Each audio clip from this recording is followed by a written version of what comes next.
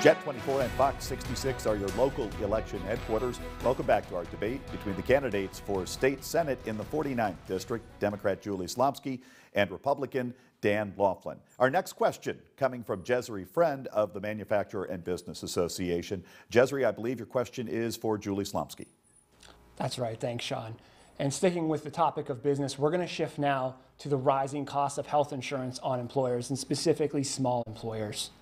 Right now is actually renewal season for a lot of businesses across the state and really across the country, and they're seeing a huge spike. I heard reports this week of 35 to 40% increase in the renewals just this year. And on average, small employers pay about 18% more than large employers to cover their employees for health insurance. A top priority for my organization and our members has always been a way to find a bipartisan manner to bridge this gap. One of those solutions is something called an association health plan. Very briefly, that allows small businesses to aggregate together and purchase health insurance the very way large employers do right now. And it does so, by the way, by protecting all pre-existing conditions and, as the legislation stands, covers all essential health benefits.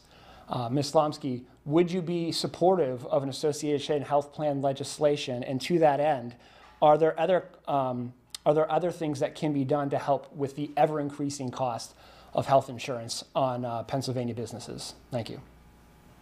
Jesri, it's a great question, especially now, during this pandemic. My concern, and again, I give you credit because you have, to lobby, for your members, and I, want to help businesses out, of course. But my concern is when you pull coverage, there's winners and losers, and cuts are made, and that's a major challenge, at this point in time to cut coverage, because pooling, of course, may help, but again, with the rising cost of coverage, as you mentioned, there's issues there, and I wouldn't want to make any cuts that could hurt anyone, especially now that we're in the middle of this pandemic. We need to focus because, public health and safety is number one, and, having health coverage, it has to be affordable and accessible to all Pennsylvanians. I've heard from so many people that have lost their coverage recently and the challenges they're going through. Again, we're in this pandemic, and I worry about cuts to coverage that hurts the average individual that I've been speaking to throughout this campaign trail. And that's one thing I've heard over and over and over again. I feel forgotten because I'm just an average Joe. So, well, I'm an average Joe too, and I want to make sure that our coverage is protected and we are not having these cuts that we're expecting to see. Thank you. Response now 45 seconds from Senator Laughlin. Dan. Well, thank you for the question, Jesri. As you're aware, obviously, Senate Bill 993, I'm the prime sponsor of, that would allow these small groups to form an association and buy cheaper health insurance. There's nothing in that legislation that cuts anything. It just allows the employers to buy cheaper health insurance. And someone who came from the private sector just a few short years ago, I can tell you that my premiums had practically doubled when the Affordable Care Act went through. So I know what it's like to go to work, I know what it's like to sign the front of a paycheck, and I also know what it's like to buy health insurance and not have it just be provided by my own employer.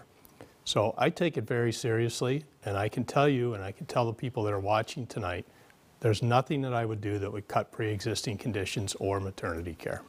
Sean, if I could just jump in on that one. Okay, I'll give 15 seconds. 15 seconds to both the candidates. We will start with Julie Slomski. Ms. Slomski. I mean, if this bill was so good, and I was, a senator like the individual sitting across from me here is, and I was in the majority party, I would fight to make sure that bill moved. Because again, when you're in the majority party, you call the shots on what bills move and what bills don't. So if I believed in this and it was as good as it sounds, I would have moved this bill forward. Not sure why it's still sitting. That's a shame. Okay, as I said, it'll be 15 seconds to both the candidates, so I want to give Dan Laughlin 15 seconds as well to respond to what Julie Slomski said. Dan. Well, thank you, Sean. It's a bipartisan bill. I have sponsors from both sides of the aisle. You are correct. I haven't been able to get it done yet, but I intend to do that next session. All right, next question going to Scott Bremner. And Scott, if you could once again tell us who you're going to send this question to, that would be great. All right, we'll start with Senator Laughlin if we could. I want to ask about this issue of dark money. We have heard about a golf tournament out on the West Coast, and this is not new, but for a couple of years, the law has allowed for some accounts to be set up that does not have the accountability of normal campaign accounts, and candidates can get money through these so-called dark money accounts. Are you aware of any of your campaign dollars that come from dark money, and would you work to try to close that loophole, if that's what it is, so that taxpayers know where every dollar that goes to a candidate originates from? Well, Scott, thank you, and that's obviously a question that for this campaign, this cycle, is very appropriate. I can tell you that any dollars that have come into my campaign can be traced back to the original donors. This golf outing that people are talking about, that was a fundraiser that Senator Corman had. His donors are listed. He's donated to my campaign, just like the Senate Democrats have donated to Julie's campaign. I think where the dark money comes in is the Fund for Change, which is helping Ms. Slomski's campaign out. And those are the donors that people refer to as dark money donors. So I guess what I'm saying to you is if you look through my campaign finance reports, you'll be able to figure out who has donated to me. All right, 45 seconds now, response to this question from Julie Slomski. Ms. Slomski. I'm so honored to have so many campaign contributions from, I think about it, my majority of my contributors are retirees, over 500 teachers. The average contribution we've had is $67. And I'm so excited when I have someone walk into my campaign headquarters, hand me $10 and say, this is all I have, but I'm putting my money on you. And that just inspires me and warms my heart. I think, campaign finance reform, that's absolutely something we need to tackle. It's been talked about for far too long. Let's really get into it and tackle it. There needs to be an even playing field. Dark money does not belong here, especially in the 49th District. So you don't know of any dark money in your campaign? Not at all. Okay. All right. Next Thank question. You. Next question to, it's going to be Dr. Joe Morris from Mercyhurst University. Dr. Morris. Ms. Slomski, earlier this month, the state's Auditor General released a report indicating that our student debt in this state is absolutely outrageous. In fact, the average debt per student is about $37,000, making us the second highest in the United States. What role does state government have in helping students to find ways to go to colleges, attend universities, and not end up in enormous debt? And I think you would know that question more than anybody, I'm sure, with your students. So, Dr. Morris, thank you for asking that, because I've heard from so many students saying, I want to find an area of opportunity. I mean, how do I stay here, and how do I, pay for my schooling? I mean, sure, we have a great opportunity with our PASHE schools, and I know they're struggling, and I give them credit for everything they're attempting to do. But I think, I'd be remiss if I didn't talk about our opportunity right here, the Erie County Community College. It's been approved, and it's time to work together, fight for that funding, and secure these opportunities. It's a great, employers have said, I can have a great pool of qualified applicants. And for folks that want to go back to the drawing board and find a new career, it's not going to hurt them in their pocketbook by any means. So what I'd like to do is make sure we're getting those dollars. Again, this community college has been approved. Let's rally around our community as a whole and make sure we're fighting for our fair share. Because, so many students are struggling with their debt. And if folks want to go back to the drawing board to find a new career, now's the time to do it. But that's what we need to do, is find how we can, help each other and still have those opportunities. Senator Laughlin, 45 seconds to respond to this question from Dr. Joe Morris. Well, sure, Sean. I have kids that have gone through the college system, and I'm quite aware of what it costs.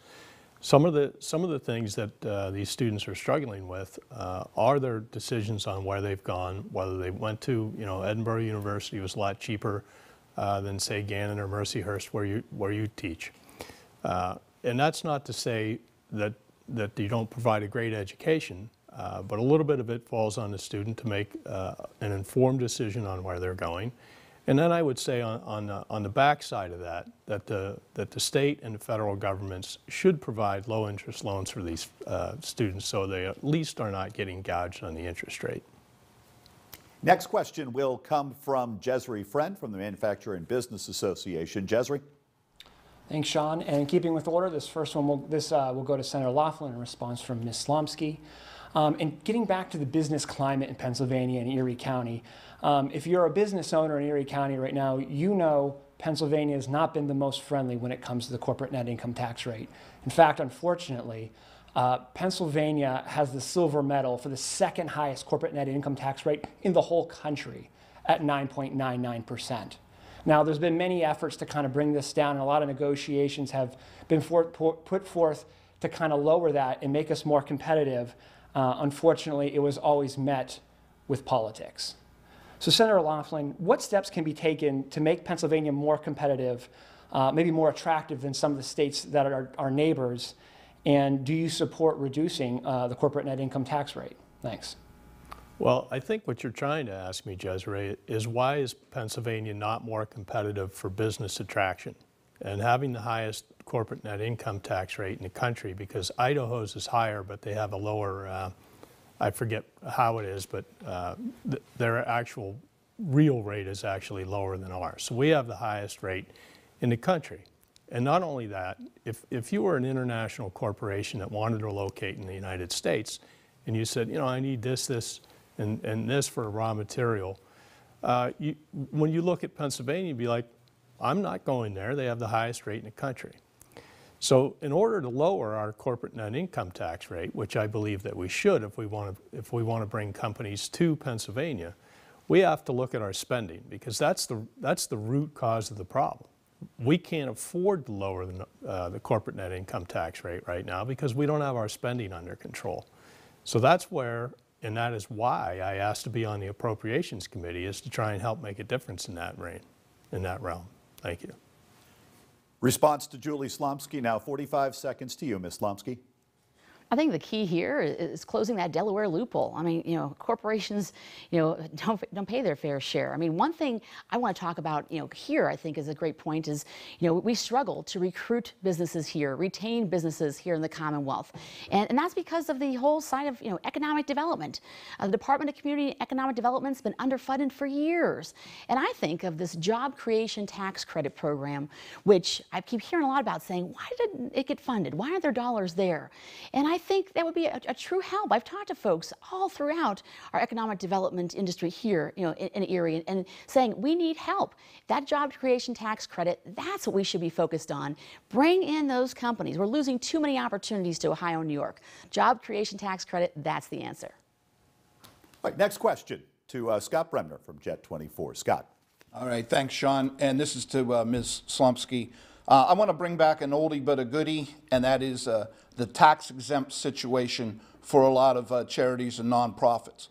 Place like Erie, you have nonprofits that are buying property, they're going off the tax rolls, and there's a lot of complaints that despite all the good work that's done by those charities, that inevitably there's fewer people dealing with the burden of taxes because more and more properties are going off the tax roll. Where do you see as the answer to that? Where do we find the balance where we can maintain some of the good works being done by our nonprofits, but at the same time have a fair tax burden for those left behind? That's a good question, Scott. Like you said, it is an oldie but goodie that just keeps, you know, coming up. And I think, again, you know, holding corporations, you know, accountable. But we have to really find a way to help our, you know, our nonprofits that are struggling right now, because so many nonprofits have so many great services helping out, you know, folks during this pandemic. I think of even getting involved with PPE from that perspective. And you know, so many great nonprofits are having their bags of food ready to pass along to folks, including the PPE in that. So we need to find ways to help them. And again, get back to what I just said about the Department of Community and Economic Development.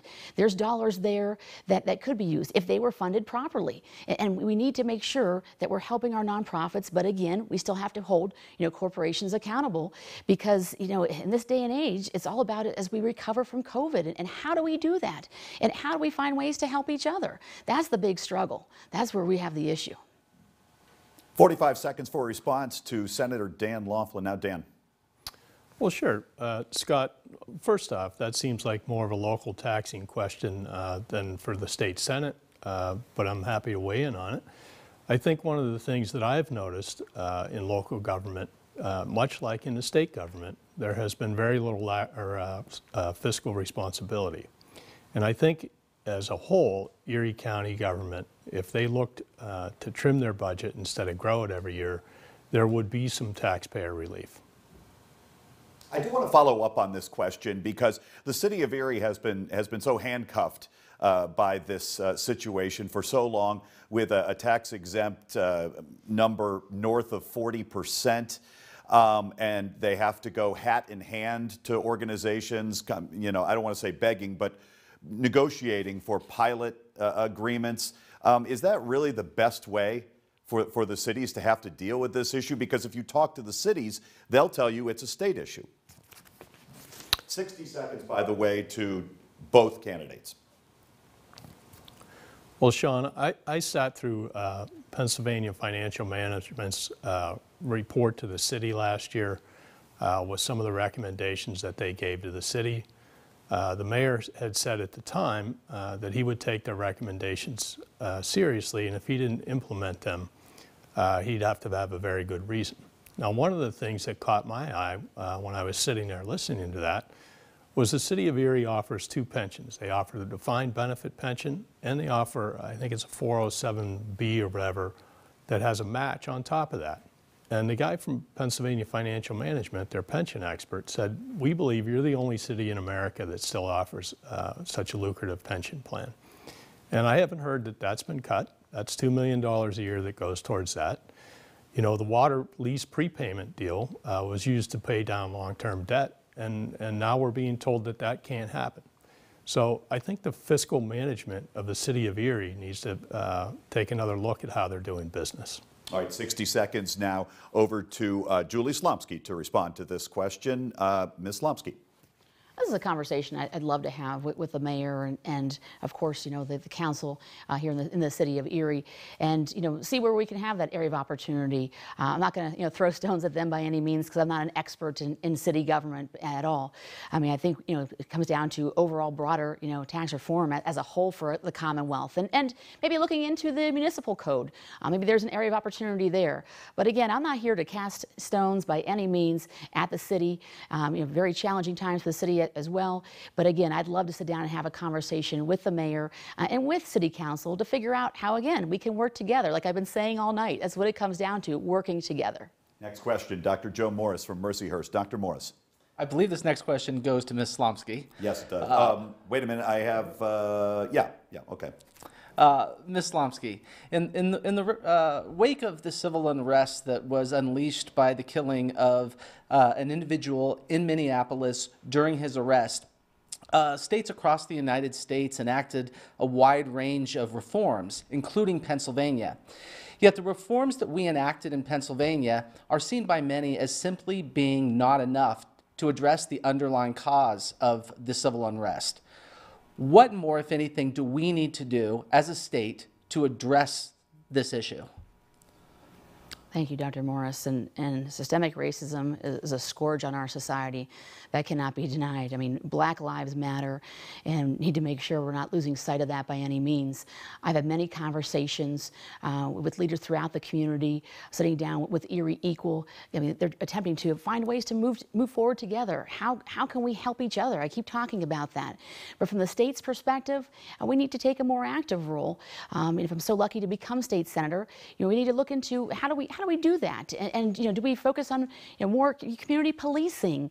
There's areas of opportunity like the Police Athletic League and other areas there where we can build that better relationship with the community and police together as a whole. That's something we should be focused on. Thank you. Response now, 45 seconds for Dan Laughlin. Dan? Sure, Sean. If you look at, first off, Black Lives Matter. You know, we all know that. But what I will say to you is this.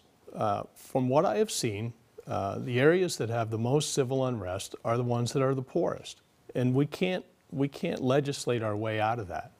The only way to truly fix an area that is poverty-ridden and has a high crime rate is with good-paying jobs. Now, we've brought 8 federal opportunity zones to the city of Erie.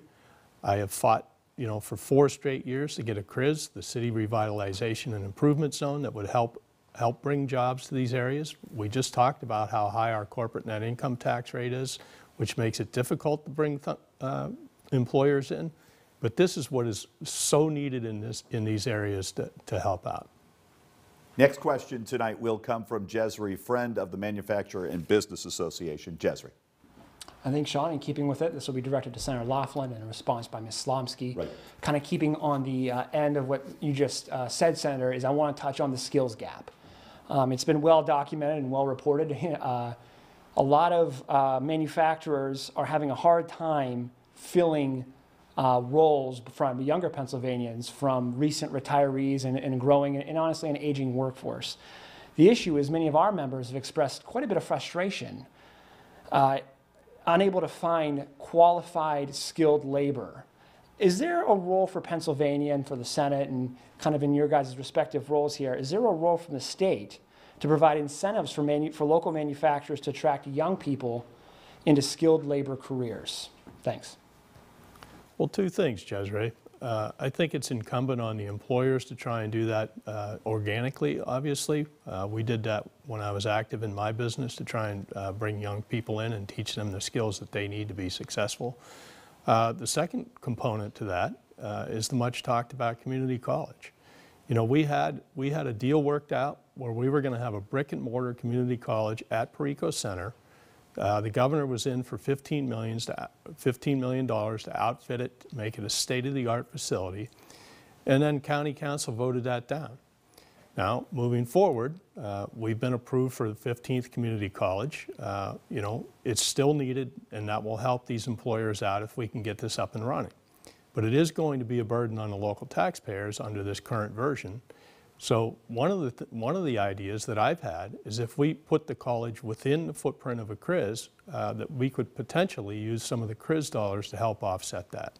And I think that's a win-win for the taxpayers in Erie County. Response time now for Julie Slomski. Ms. Slomski.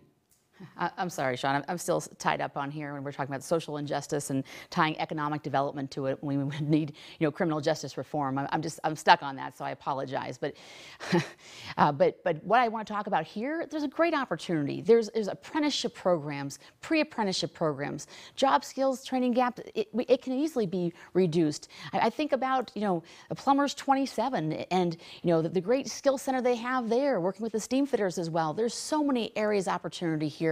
And you know the dollars are there to really take advantage of those. But apprenticeships, pre-apprenticeships, I think about what Erie Together is doing in educating our youth at a younger age to take advantage of these opportunities and move forward towards these various different careers we have here. There is a great opportunity here in Erie, and we're almost there. Thank you. Next question will come from Scott Bremner tonight. Scott? And this is to Ms. Slomski, I believe, correct? Yes. Yes. Okay, we want to talk a little bit about negative advertising because my radio audience says a lot of things to me. They like both of you as individuals, as candidates, but they really don't like a lot of the negative advertising. And they ask, why do they spend all that time and money bashing the other person instead of telling me what they're going to do when they get into the job? And so I'd like you to speak for a moment about negative advertising, why you feel the need to do that, and why this race, more than some of the other local ones, at least according to some, seem to be taking that on more than others. Thank you, Scott. And you know, I apologize. I would never intend for this race to get as negative as it has. And you know, for me, I was raised to stand up for myself. And I've faced bullies like Senator Laughlin my entire life, and I'm not going to back down from that perspective. I mean, this race, let's call it what it is. This is for control of the state Senate.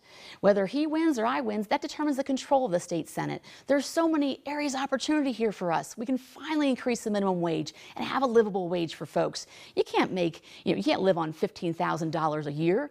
Let's protect health care and really make sure those pre-existing conditions are protected and fight for our fair share in education. That's what matters most to us, and that's why I'm fighting so hard to become your next state senator.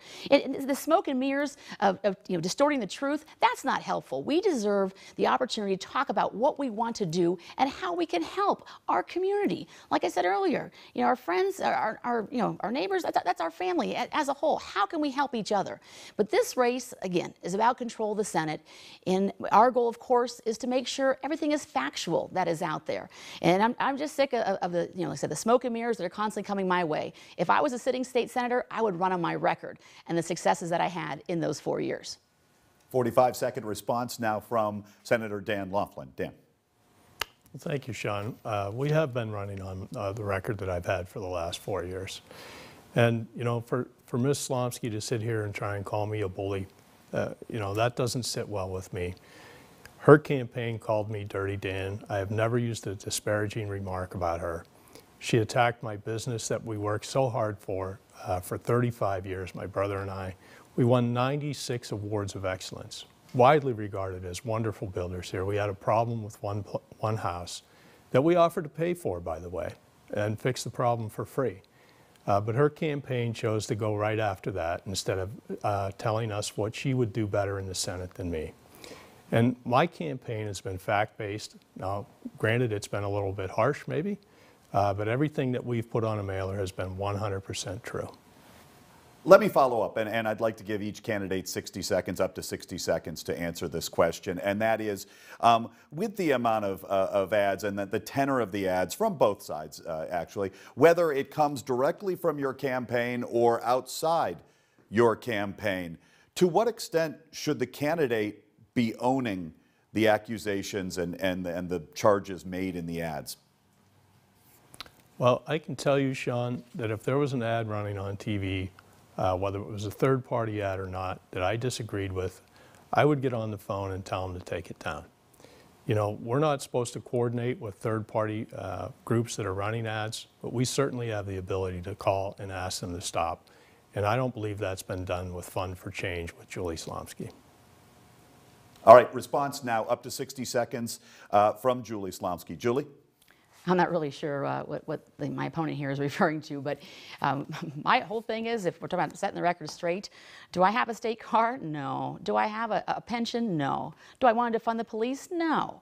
I mean, there's been lie after lie about me, but again, you should be running on your successes, running on your record, 4 years, in the majority party, in the most powerful chamber in Harrisburg. Bring those dollars back to the region.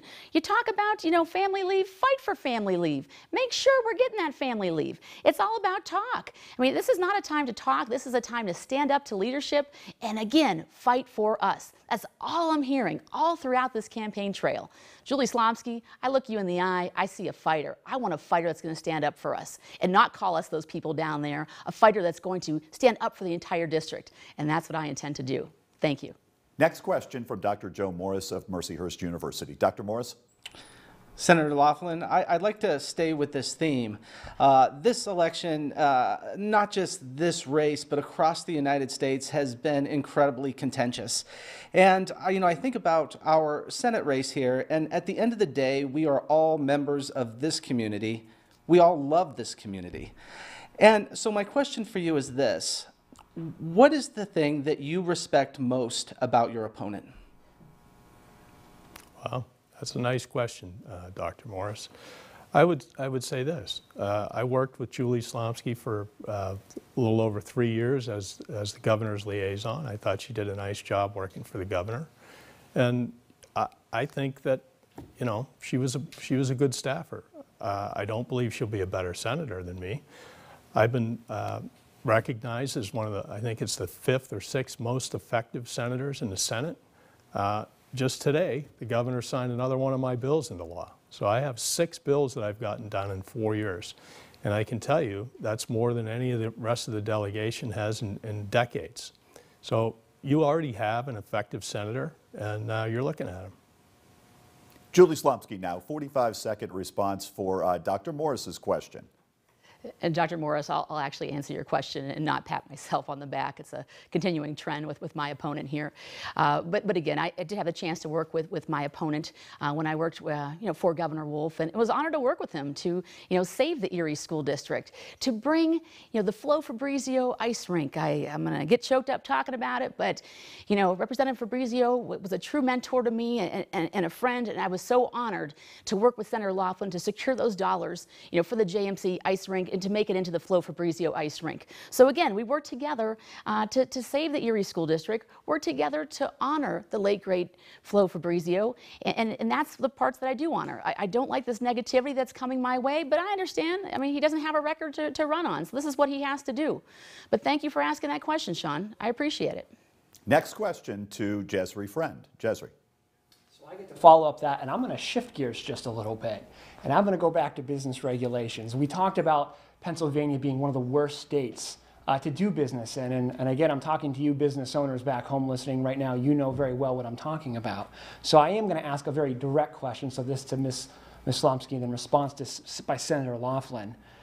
Because Pennsylvania is consistently listed as, unfortunately, one of the worst states to do business in, can you identify a specific example, not a broad brush thing, I want a specific answer of a government overreach on our business community, or would you be in favor of limiting or reducing or changing as soon as you get into office? Thanks.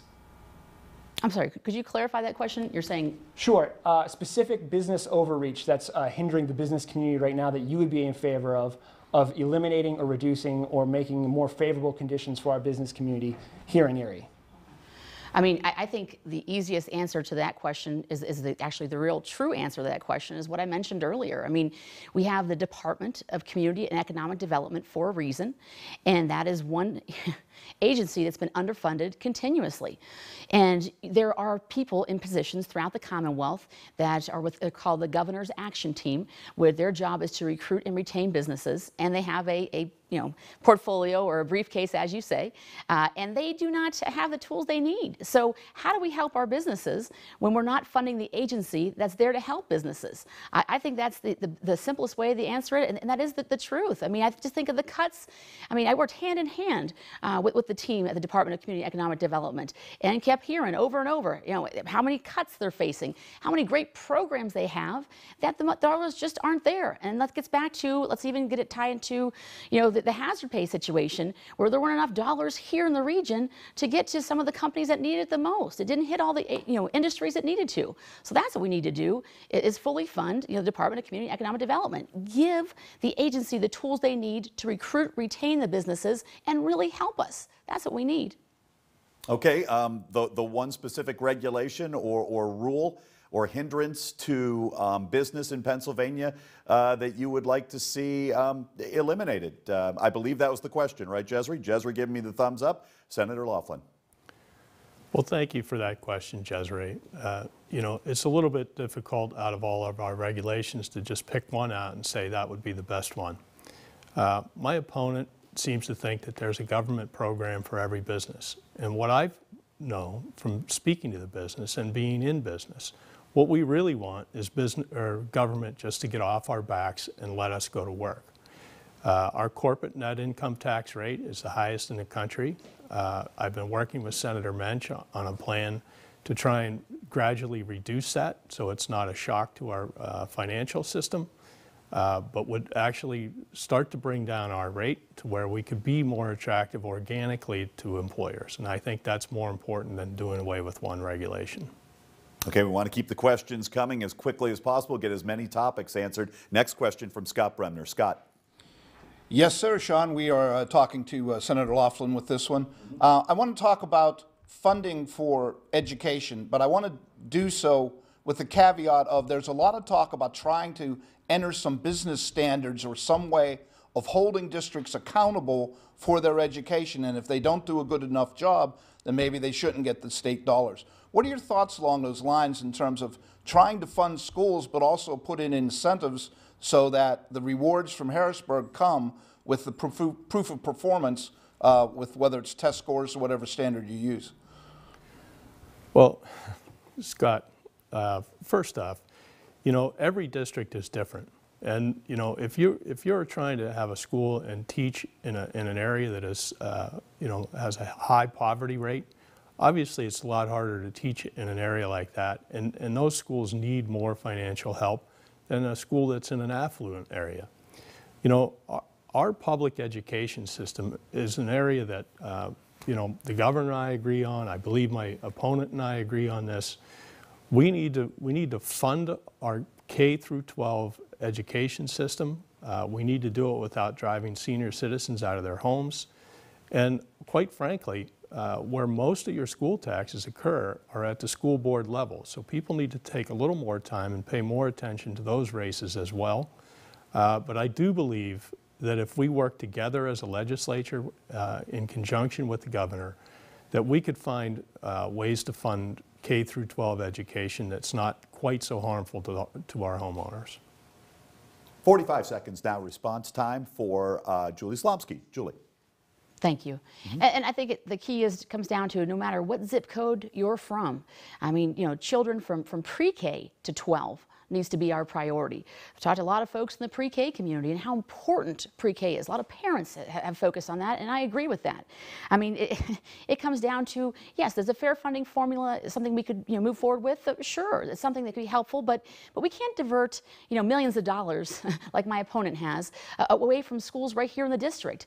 I mean, are there good, you know, cyber schools? I'm sorry, are there good charter schools out there? Yes, there are.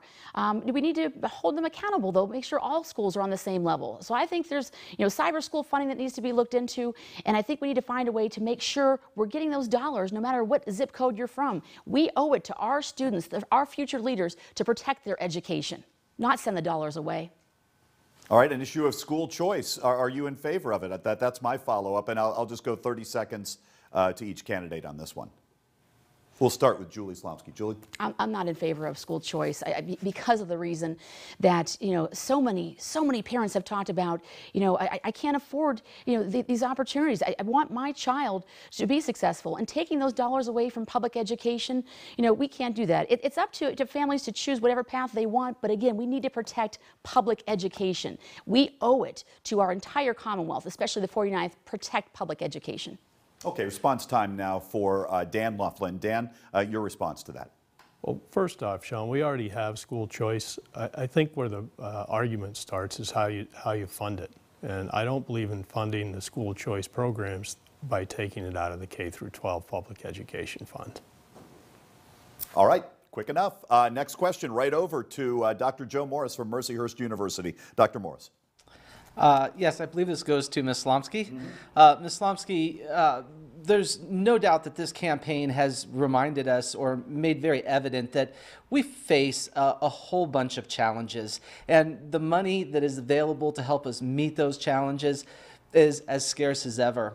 What I would like to hear from both you and the senator is, what is the one issue that you think is most important for us to address as a state? Why is this the case, and does it matter? And of course it matters. How do we go about doing that? Thank you, Dr. Morris. I mean, again, here in the center of this pandemic, I'd be remiss if I didn't talk about health care. I mean, health care is a human right that, you know, needs to be affordable and accessible. I talk to someone almost every single, I'd say, you know, not even day, at least every other hour, talking about pre-existing conditions. I mean, COVID could be a pre-existing condition, and I worry about that. That's a major concern. So we need to protect our health care. And it doesn't matter, again, what zip code you hail from, what type of job you have. Health care should be accessible and affordable. I look into so many individuals' eyes, especially even on a Zoom call, and saying, I'm worried about my health care. How do I protect my family? I don't have that Cadillac plan available to me. What do we do? So we need to address that health care gap and make sure it's affordable and accessible, especially during this pandemic. Again, I worry about those pre-existing conditions. I keep hearing that over and over, and I really worry about that. Response time now. Senator Dan Laughlin. Senator? Sure, Sean. The one thing that I see in Pennsylvania that I think most of the people would like is just some quality of life issues. They want to come home from work, they want to have a good paying job, they want to live in a nice neighborhood and have their kids go to good schools. And the only way that we can achieve that on a broader level is for the government to stay out of their paycheck. And the way to do that is to elect people like me that aren't you know, dead set on raising your taxes. An hour goes very, very quickly. Believe it or not, we are almost out of time, but we do want to give each candidate now the opportunity to make a closing statement, beginning with the Democratic candidate, Julie Slomski. Thank you for your time tonight. I truly appreciate you tuning in. And again, I think tonight we've made sure we understand here the choice is clear. We deserve a state senator that does not vote with Republicans in the legislature 97% of the time. We deserve a state senator that's not tied to Donald Trump. We deserve a state senator that will fight for us. I mean, we have a great opportunity here in Erie County to be more peaceful, more positive, more powerful together. And that's what I intend to do, working with us as a whole together and helping us move forward. And again, I'm Julie Slomski. I humbly ask for your vote on November 3rd. I hope you and your families stay safe and well. Thank you. Now, equal opportunity, 1 minute as well, to State Senator Dan Laughlin for a closing comment. Dan? Well, thank you, Sean, and thanks for having us on the show tonight. You know, I've worked hard the last 4 years. I'm one of the most productive senators in the Senate. I get things done. You know, we got record funding for the Erie School District, and there's a nice post by former State Senator Buzz Andrzejewski that really lays out how it happened, if you guys want to look at that on Facebook. We've gotten other things done. We've got the 8 opportunity zones for the city of Erie that are starting to pay off, and those will lead to good paying jobs that we had talked about earlier in this program. And I'm not going to raise your taxes. So, you know, you have your choices here. Very clear, I think. Thank you. And thank you for joining us. I want to thank both the candidates, Dan Laughlin and Julie Slomski, for taking part in tonight's debate, providing some answers to some great questions from our panel. Whoever you decide should serve the 49th District as Pennsylvania State Senator, the important thing to remember is to get out and vote. Or if voting by mail, follow the instructions and get your ballot really in that box, because they've already said that you shouldn't put it in the mail. Kind of the time has come and gone, the deadline for that informally. That's being urged by the state now. No ballots in Pennsylvania will be counted until Election Day, Tuesday, November 3rd. If you want to know who's leading the race and who wins, be sure to join Jet 24, Fox 66, and YourErie.com. Your local election headquarters will have the first and the final results. Once again, a huge thank you to Senator Dan Laughlin and to the Democratic nominee, Julie Slomski, also Scott Bremner, Jesri Friend, and Dr. Joe Morris. I'm Sean Lafferty. Thank you for joining us. Remember to get out and vote.